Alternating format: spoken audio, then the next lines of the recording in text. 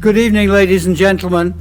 I'm Geoff Lipman, and I am one of the co-founders of SunX, the Strong Universal Network, a testimony to someone who was a friend of many, many people in this room tonight, Maurice Strong, and someone who could have been at the UN this week telling people what he told them 50 years ago about the importance of addressing climate change.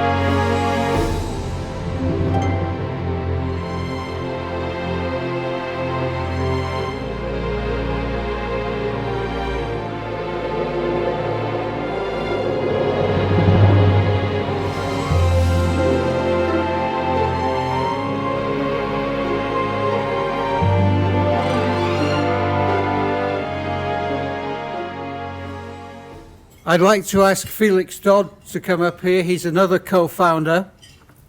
Felix is a perfect example of what Maurice Strong represented. We met, I think, in 1999 at the Sustainable Development Commission of the UN. Did, yeah. Felix was representing the NGOs, and I was representing the industry side. I had your job, Gloria, in those days as president of the World Travel and Tourism Council. And we were supposed to fight, and through Maurice Strong we became firm friends, and we've, together with other people who you will meet and hear about tonight, we've decided to create this lasting legacy to Maurice Strong. I also want to introduce to all of you some of our special guests. First of all, and most importantly, my friend Gloria Guevara, President and Chief Executive of the World Travel and Tourism Council, who held a stunning event this afternoon and is a strongly committed leader to drive the travel and tourism industry to a carbon neutral future. And next to Gloria is the former President of Mexico, Felipe Calderon.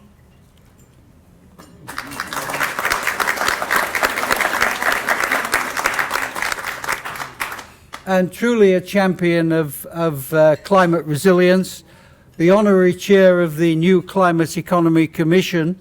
If all government leaders were as committed as President Calderon, I think the world would be a much better place.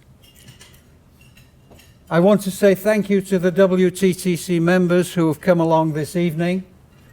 And also I want to introduce Dirk Forrester, who is the Chief Executive of IETA, the International Emissions Trading Association.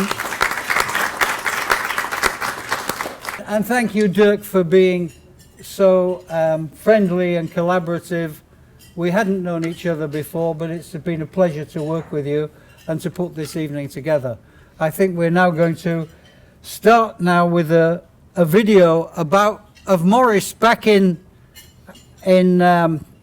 1972, and I think this will give you a flavor of what it means. After we've had this video, I'm going to ask Hannah Strong to come up here, and she probably knew Maurice better than anybody, and she's going to tell us a few things about living with Maurice Strong. Sounds like a TV series. Yes. You're not supposed to speak till afterwards. It's okay. I want to tell you two stories before we start the video, and this is for me typical of Maurice. The first one concerns a snail walking up a tree, and he gets halfway up and he meets a woodpecker. And the woodpecker says, "Where are you going, snail?" And the snail says, "I'm going to eat the green leaves." And the woodpecker says, I don't see any green leaves. And the snail says, they'll be there by the time I get up there. Maurice Strong had enormous long-term vision. And the second story concerns the same snail, and he's walking down a street. You like these kind of stories? I do, I love them, yeah. And he walks down the street, and he gets mugged by a gang of tortoises. And afterwards, the police come along, and they say, could you kind of describe what happened? And the snail says, I don't know, it all happened so quickly.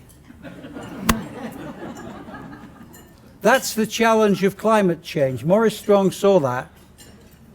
And I think it was this capacity, three things really, I would say, Felix. One was the capacity to think long-term, decades ahead of other people. Secondly, to see how these loops would create things to happen faster than anybody could even account for.